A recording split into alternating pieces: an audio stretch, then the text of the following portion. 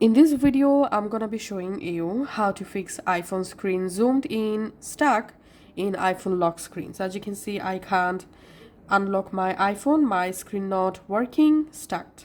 I'll show you how to easily fix it.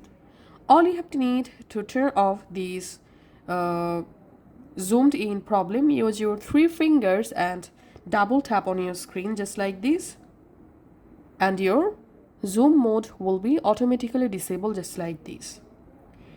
If first time didn't work, you can just do the same thing for multiple times, and any of the tap will be solve the zoom mode problem.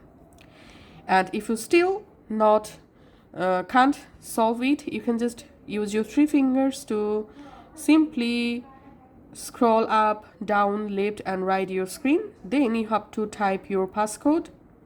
So I'm just canceling, and let's go ahead and retype my passcode here. And that's how just unlock your iPhone. Then use your 3 fingers to find out the settings app. Go to settings. In settings, just follow the same process to scroll down and tap on accessibility, tap on zoom, and here you have to disable this zoom option, and your iPhone screen will be normal again. Thanks for watching.